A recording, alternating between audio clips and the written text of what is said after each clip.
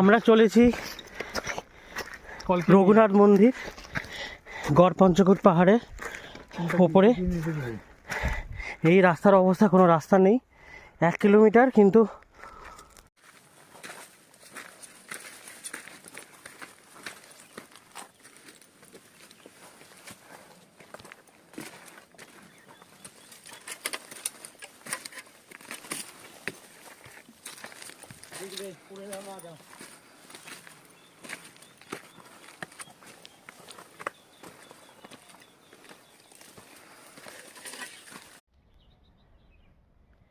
এই হচ্ছে গড় পঞ্চকোট পাহাড়ের ওপর রঘুনাথ মন্দির থেকে তোলা ভিডিও।